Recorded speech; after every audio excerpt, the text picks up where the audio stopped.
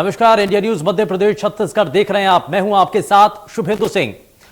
गजराज की गूंज को लेकर के धमक आज पूरे प्रदेश में नजर आ रही है और इस धमक को लेकर के परेशानी में आम जनता है। दरअसल वैसे तो गजराज को पूजा जाता है, लेकिन जब अतिक्रमण को लेकर के सवाल आने लगते हैं तो परेशानी आम लोगों के सामने देखने को मिलती है।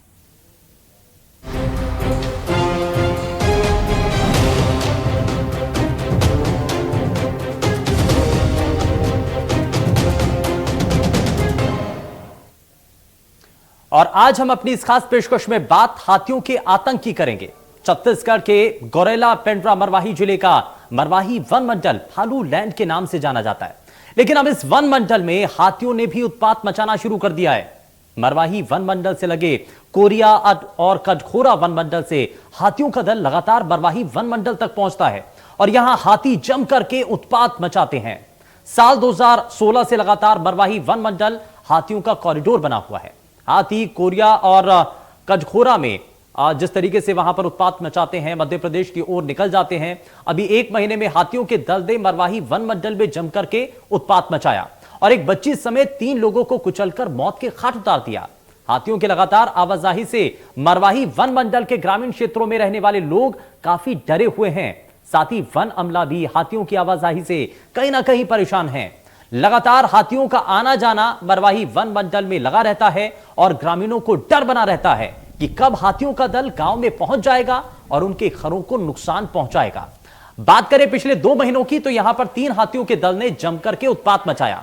हाथियों के द्वारा करीब 3 दर्जन ग्रामीणों वनवासियों के घरों को नुकसान पहुंचाया गया है। साथ ही ग्रामीणों की फसलों को भी हाथियों के द्वारा लगातार नुकसान हो रहा है और इसके चलते मरवाही के ग्रामीण बेहद परेशानी में हैं और कई बार तो ग्रामीणों को अपने गांव को छोड़ करके दूसरी जगहों पर शरण लेनी पड़ती है। हालांकि वन विभाग के कर्मचारी लगातार हाथियों पर नजर बनाए हुए हैं और ग्रामीणों को समझाइश भी दे रहे हैं कि हाथियों से दूर रहें, उनके इलाके से चले जाएं और उन्हें परेशान ना करें। गांव के कोटवारों के द्वारा भी मुनादी कराई जाती है कि हाथियों से दूर रहें। इसके बावजूद मरवाही वन मंडल में हाथियों की आवाजाही से यहां के ग्रामीण दहशत में आ चुके हैं। अब ऐसे में सवाल उठता है, हाथियों के द्वारा लगातार लोगों को परेशान किया जा रहा है, ग्रामीण क्षेत्रों को, किसानों की फसलों को तबाह किया जा रहा है, इसके लिए जिम्मेदार कौन है और वन विभाग का आखिर किस ओर ध्यान है और इस पर ध्यान क्यों नहीं है? आज इसी मुद्दे पर बात करेंगे। हमारे साथ एक खास पैनल भी जुड़ेगा, लेकिन उससे पहले हमारे सहयोगी की एक ग्राउंड रिपोर्ट आप देखिए। मरवाही वन मंडल वैसे तो भालुओं के नाम से जाना जाता था, पर अब यहाँ पे हाथियों का भी आतंक शुरू हो गया है। मरवाही वन मंडल से सटे कटघोरा और कोरिया वन मंडल से लगातार हाथियों का दल जो है वो मरवाही वन मंडल में आता है और यहाँ पे उत्पात मचा के मध्य प्रदेश की ओर चले जाते हैं। उत्पात तो बहुत खतरनाक हो रही है। अभी 4-5 साल से हाथी मरवाही में आ रहे हैं और अभी महुआ का सीजन भी है। अभी 300 हादसा हो चुका है।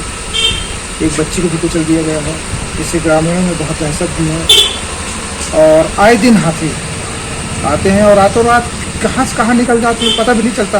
हाँ, हाथी तो आते हैं। अभी सबसे पहले मोहाली मध्यादार यही एक बच्ची निकल गई है, हाथी यहाँ से वहाँ परासी चले गई, वहाँ से मध्य प्रदेश। स्थानीय निवासी थे जो बता रहे थे कि काफी डर का साया है, हाथियों से लोग काफी डरे हुए हैं। हमारे साथ और स्थानीय निवासी है, उनसे बात करने की कोशिश करते हैं। लगभग 4-5 साल, पिछले 4-5 साल से हाथी हमारे इस क्षेत्र में आतंक मचाते हैं। जितने बार आएंगे 1-2 लोगों को मार के चले जाते हैं और फसलों को नुकसान पहुंचाते हैं। बहुत लोगों को परेशान किए, तोड़ किए, घर दीवार तोड़ दिए हैं। हम स्वयं गए थे तिप्पा पानी, एक ट्रैक्टर कर पकड़ के फेंक दे। हाथी खड़े रहा ट्रैक्टर का फेंक देना, बहुत डर बना रहा। जैसे कि आप लोग को पता है कि हमारे वन कर्मी हड़ताल पे हैं, तो इसको फिर भी हमारे द्वारा उनका सहयोग लिया जा रहा है। प्रत्यक्ष रूप से अप्रत्यक्ष तरीके से उनकी तरफ मदद की जा रही है, जैसे वन चौकीदारों से संपर्क करना, हाथी मित्र दल के जो लोग हैं उनको संचालित करना, साथ ही प्रशासन, रेवेन्यू एडमिनिस्ट्रेशन और पुलिस द्वारा, प्रशासन द्वारा भी मदद किया जा रहा है और पुलिस बल पर भी चार्ज प्रदान किए गए हैं। इसके अतिरिक्त कोटवार भी हमारा मदद कर रहे हैं और हमारे द्वारा भी लाउड स्पीकर के माध्यम से गांव वालों को सूचित किया जा रहा है कि हाथी जब भी आगमन हो रहा है तो इस तरीके से अभी तक मैनेज किया जा रहा है, प्रबंधन किया जा रहा है। तो ये आपने परेशानी देख ली है। लोगों के सामने चिंता इस बात को लेकर के है कि अब अतिक्रमण कहां हो रहा है। क्या हमने वन्य क्षेत्रों में अतिक्रमण करना शुरू कर दिया है जिस वजह से उनका जो कॉरिडोर है उसमें उनको बाधा आ रही है, या फिर हमारे रिहायशी इलाकों में अब घुसपैठ होनी शुरू हो चुकी है। इसको लेकर के जो वन विभाग की टीम है आखिर वो इस पर क्या कर रही है, जरा तफ्तीश से इस पर चर्चा करते हैं। एक बड़ा और खास पैनल हमारे साथ कार्यक्रम में जुड़ चुका है। जरा सबसे पहले आपको मिलवा देते हैं उनसे। सोशल एक्टिविस्ट अजय दुबे साहब हमारे साथ कार्यक्रम में जुड़ चुके हैं, बहुत स्वागत है सर आपका। हमारे साथ wild life journalist Praveen Sharma हमारे साथ कार्यक्रम में है। प्रवीण जी बहुत स्वागत है। हमारे साथ वाइल्ड लाइफ एक्सपर्ट पुष्पेंद्र नाथ द्विवेदी कार्यक्रम में जुड़ चुके हैं। पुष्पेंद्र जी बहुत स्वागत है। और हमारे साथ स्थानीय निवासी मरवाही के रहने वाले हैं अजय राय, वो भी हमारे साथ कार्यक्रम में जुड़ चुके हैं। अजय राय जी बहुत स्वागत है आपका कार्यक्रम में। लेकिन शुरुआत अजय राय जी सबसे पहले बताइए कि परेशानी क्या है। मरवाही खास करके उस इलाके के अंदर एक बेल्ट, एक ऐसा कॉरिडोर तैयार हुआ है और ये खुद जो वन्य जीव हैं उनके द्वारा तैयार कर लिया गया है। वहां से वो आते जाते हैं। ये कहा जाता है कि अब इस रास्ते अंदर थोड़ा भटक जाएं तो वो शहरी इलाकों में भी पहुंच जाते हैं, जहां पर रिहाइश है वहां पर भी पहुंच जाते हैं, और वहां पर पहुंचते हैं तो नुकसान भी होता है, फसलों को भी नुकसान पहुंचता है, लोगों की जिंदगी पर भी खतरा बन जाता है।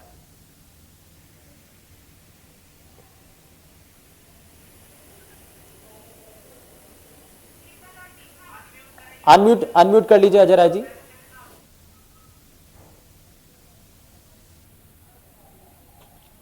अजय राय जी अनम्यूट कर लीजिए एक बारी। हाँ बताइए सर। कर दिए जी। जी यहाँ सबसे बड़ी मरवाही के आदिवासी बहुल क्षेत्र है। यहाँ मरवाही में भालुओं का रहवासी क्षेत्र है, लेकिन अभी इस समय हाथियों का सबसे बड़ा परेशानी का सामना करना पड़ रहा है पब्लिकों को। लोग बाग बहुत डरे हुए हैं। हाथी आए दिन आ रहे हैं। अभी 1 महीने 1.5 महीने के अंदर 3 हत्याएं हुई हैं हाथियों के द्वारा। बहुत परेशानियां झेल रहे हैं यहाँ के पब्लिक। और दूसरी चीज महुआ का सीजन है। लोगों का जीवन यापन सब वही चार चिरौंजी महुओं से ही होता है, और महुआ बीनने के लिए जाते हैं, उनके बच्चे लोग जाते हैं, उनके माँ बाप लोग जाते हैं। अभी एक बच्ची को रुमगा ग्राम पंचायत में हाथी ने कुचल दिया। तो आए दिन यहाँ सबसे बड़ी समस्या हाथियों की है। हाथी सबसे बड़ी समस्या है। दूसरी चीज वो कब आते हैं कब चले जाते हैं पता नहीं चलता। एक तो आपका मणिनगर से क्षेत्र से लगा हुआ है, इधर कोरबा क्षेत्र से लगा हुआ है। ये पहले हम लोग पहले सुना करते थे, आज से 5 साल पहले, कि कोरबा से लगा हुआ क्षेत्र में कि हाथियों का डेरा है, हाथी आए हुए हैं। हाँ। और वहीं लौट जाते थे। ये हाल फिलहाल में शुरू हुआ है या लंबे समय से ऐसे ही परेशानी चल रही थी? ये जो हाथियों की आवाज आई है अभी से शुरू हुई है? परेशानी चल रही है। हाँ। और सबसे बड़ी दिक्कत यह है कि अब यहाँ सब गरीब तबके के लोग हैं। उनको 4 चिरौंजी महुआ, अभी देखो तेंदू का सीजन है, महुए का सीजन चल रहा है, तो कहां जाएंगे लोग बाग? हाँ। वन विभाग के जो अधिकारी हैं या वन विभाग के जो कर्मचारी हैं वो ये कह रहे हैं कि हम तो समझाइश दे रहे हैं, आपको ध्यान रखना है, आपको उनके पास नहीं जाना है, नजदीक नहीं जाना है, लेकिन उसके बावजूद भी लोग जाते हैं। शायद इसी वजह से हादसे होते हैं, ये कह दिया जाता है। नहीं, मेरा कहना यह है कि ठीक है आप समझाइश दे रहे हैं। हाँ। वन विभाग के द्वारा पूरी सतर्कता बरती जा रही है, लेकिन पब्लिक का मैं जो बताया कि जीवन यापन, अब महुआ, अभी महुआ का सीजन चल रहा है, अब उनका एक ये महुआ पीने जाते हैं। अब अच्छा, हाथियों की पता नहीं चलता कि कब रातों रात कहां से कहां पहुंच जाते हैं। हाँ। दूसरे दिन पता चलता है कि ये इस क्षेत्र में हाथी आ गए हैं। हाँ। या तो फिर रात में फॉरेस्ट विभाग लोग कॉरिडोर को लेकर के जिक्र किया जा रहा है। ये कहा जा रहा है कि वन्य जीव और खास करके हाथियों ने वो रास्ता अपनाया हुआ है। तो वो रास्ता अगर अपनाया हुआ है तो क्या पहले से वो रास्ता बना हुआ था? उनका वो रास्ता पहले से था, आप जिस जगह से वो निकल करके दूसरे इलाकों तक पहुंचते थे, क्या उस जगह पर अब हमने रिहाइश शुरू कर दी है? ये क्या कारण है? पुष्पेंद्र नाथ जी, मैं जरा जल्दी से एक रिएक्शन आपसे इस पर लेना चाह रहा हूं कि ये जो परेशानी अब हो रही है, एक तरफ वन्य जीव हैं, दूसरी तरफ इंसान हैं, लगातार टकराव की स्थिति होती है, नुकसान इसमें कई बार आम लोगों को होता है, कई बार इसमें वन्य जीवों को अपनी जान देकर के इसका नुकसान की भरपाई चुकानी पड़ती है। तो ये दोनों तरफ से ठीक नहीं है। अब ऐसे में इसकी जो परेशानियां हैं वो जड़ अगर देखी जाए तो वो है क्या? परेशानी कहां से शुरू होती है? नहीं आया हुआ हाथ जंगली हाथियों को इस क्षेत्र में आए लगभग 3 साल से ज्यादा समय हो चुका है। और यहाँ पर सबसे जो जरूरी चीजें हैं, हाथियों को लेकर सरकार को कोई नीति बनाना चाहिए, कोई नीति इधर है ही नहीं। दूसरा सबसे और महत्वपूर्ण बात यह है कि वन विभाग और ग्रामीणों के बीच किसी प्रकार का कोई समन्वय है ही नहीं, जिसके कारण इस प्रकार की चीजें घटनाएं होती हैं। अगर समन्वय होता तो वहां पर मीटिंग करते वन विभाग के लोग, ग्रामीणों को साथ उनको जागरूक करते, उनको सब चीजों की जानकारी देते। तो ये समन्वय न होने के कारण इस प्रकार की दुर्घटनाएं घट जाती हैं। और इसी प्रकार की नीति न होना, जैसे कि फसल मुआवजा, उनको जो क्षति होती है फसल की, उसको मुआवजा समय पे नहीं मिलता है। और यहाँ की समय पर मुआवजा न मिलने से लोग आक्रोशित हो जाते हैं। आक्रोशित होने से फिर वन विभाग के बीच आपसी टकराव भी होता है। तो मेरा मानना है सबसे ज्यादा जरूरी है कि अभी 3-3.5 साल से जंगली हाथियों का जो झुंड पूरा इस एरिया में रह रहा है, उसके लिए सरकार को कोई नीतियां बनानी चाहिए। नहीं, हमेशा अक्सर ये कई बार आप क्योंकि बहुत बारीकी से नजर भी रखते हैं सर पुष्पेंद्र जी, एक लंबे समय से देखा जाता है कि जो वन्य जीव जिस रास्ते को एक बार अपना लेते हैं उसी रास्ते पर वो चलते हैं। तो ये 3 साल आप कह रहे हैं, 3-3.5 साल पुराना ये रास्ता अभी तक तैयार हुआ है, यानी कि इस रास्ते से होकर के जो हाथी हैं, हाथियों का दल है वो गुजरता है। तो ये अचानक से कैसे ये इस रास्ते से कैसे होकर के जा रहे हैं? पुराना रास्ता जो था उसको क्यों नहीं अपनाया जा रहा है, या उस पर क्यों नहीं जाते हैं फिर? हाथियों का जो झुंड है ये अलग अलग उसमें से निकला हुआ। 3 साल पहले जो झुंड आया था वो बांधवगढ़ टाइगर रिजर्व के कोर क्षेत्र या अगल बगल क्षेत्रों में, लेकिन जो अभी शहडोल क्षेत्र में हाथी आया ये संजय टाइगर रिजर्व के क्षेत्र से छत्तीसगढ़ बॉर्डर क्रॉस करके आया। और ये वाला जो नया झुंड आया है, ये 9 हाथी जहाँ बताया जा रहा है, ये हाथियों का झुंड जो है ये इनके लिए नया रास्ता है। और उनके लिए एक स्वच्छंद विचरण होना उस क्षेत्रों में एक स्वाभाविक है।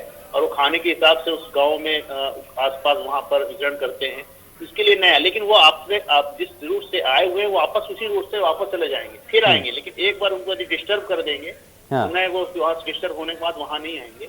लेकिन ये जरूर है कि अगर एक बार जिस रूट से वो आके चले गए हैं उनका आना जाना बना है। अजय दुबे साहब, अब ये जो लोगों की परेशानी है, देखिए आम लोगों की भी जायज परेशानी है। वो ये कह रहे हैं कि हमारा घर से बाहर निकलना मुश्किल हो जाता है, हमें पता नहीं चलता है कि हाथियों का दल वहां पर से कब गुजर जाता है। अचानक से दल आता है और लोग इसकी कई बार चपेट में आ जाते हैं। जैसा कि हाल ही की घटना का जिक्र भी वो कर रहे हैं कि एक बच्ची भी इस दौरान चपेट में आ जाती है। कई परिवार जो है इससे प्रभावित नजर आते हैं। तो अब ऐसे में इस टकराव को रोकने के लिए क्या किया जाना चाहिए? एक तो ये कोशिश होनी चाहिए कि सरकार को इस पर तत्परता के साथ कदम उठाने चाहिए, दूसरा वन विभाग को अपनी जिम्मेदारी बखूबी तरीके से निभानी चाहिए, और इसमें क्या होना चाहिए? ऐसा है कि सरकार अपनी आंख और कान यदि खोले तो उसको करने के लिए कई रास्ते हैं। समस्या हाथियों के जो आवागमन की है, पुष्पेंद्र जी हमारे वाइल्ड लाइफ एक्सपर्ट ने बहुत बढ़िया कहा कि ये तो पुरानी समस्या है। अब समस्या के समाधान की बात करें, क्योंकि हाथी दोबारा आएंगे, हाथियों को आना पड़ेगा, क्योंकि जो बंगाल और जो उड़ीसा के हाथी हैं वहां की परिस्थितियों से दबाव पड़ रहा है।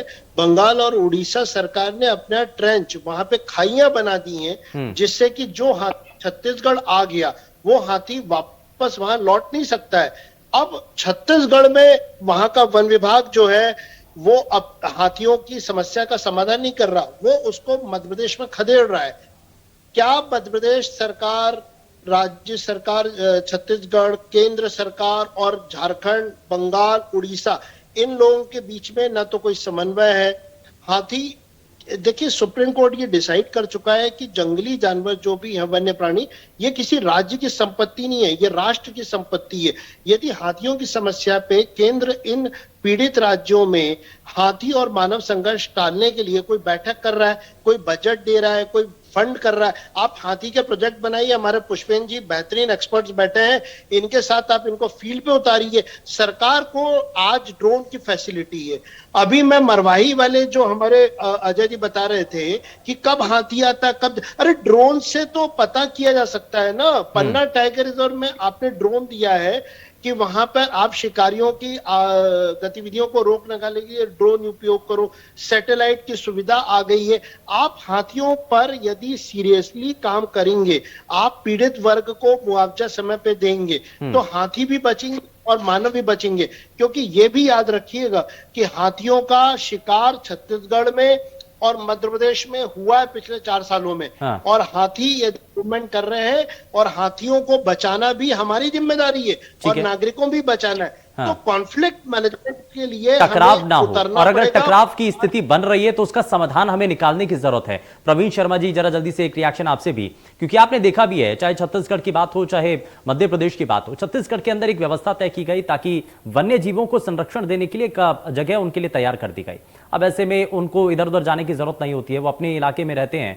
अब ये कहा जाता है कि अगर मध्य प्रदेश के अंदर भी ऐसी ही व्यवस्थाएं वन्य जीवों के लिए तैयार कर दी जाए तो इससे जो नुकसान है या शहरी इलाकों में आने की जो घटनाएं हैं वो थोड़ी सी कम हो जाएंगी।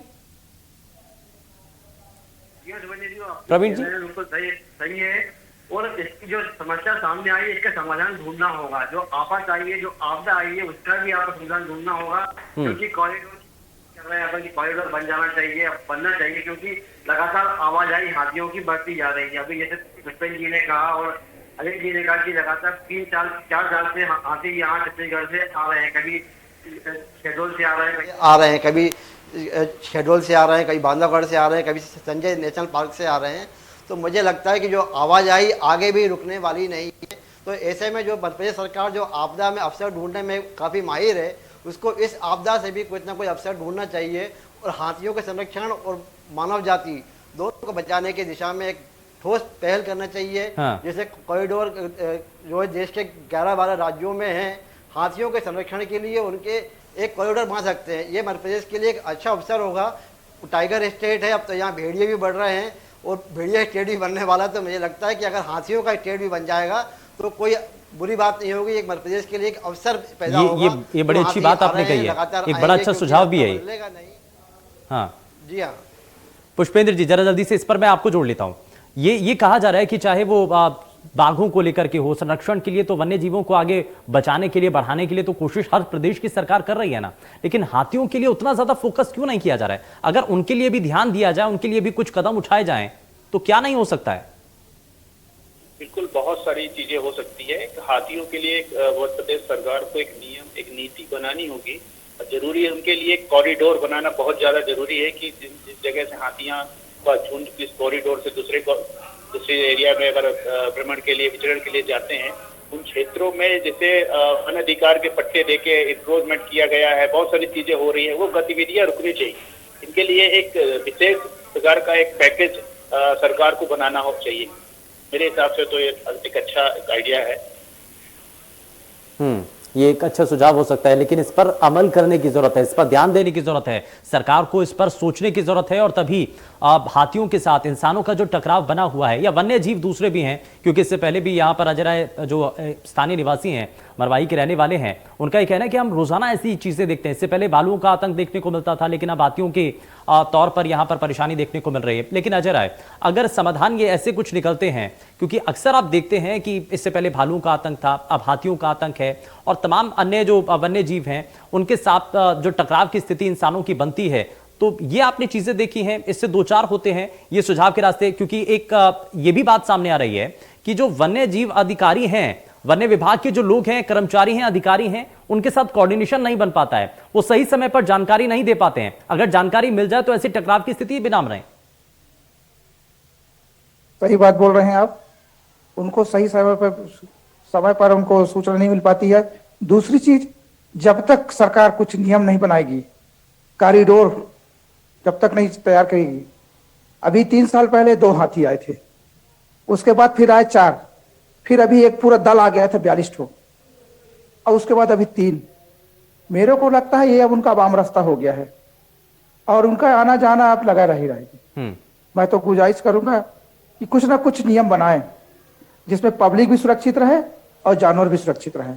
हम नहीं चाहते कि जानवर को मारे पीटे, हम चाहते हैं कि जानवर भी सुरक्षित रहे, पब्लिक भी सुरक्षित रहे, जानवर अपना आए जाए। अच्छा, मरवाही के लोग अपने घर से जब बाहर निकलते हैं तो डर लगता है कि कभी भी कहीं ऐसा ना हो कि हाथियों का दल या कोई वन्य जीव वहां से निकल जाए तो जान खतरे में आ जाए।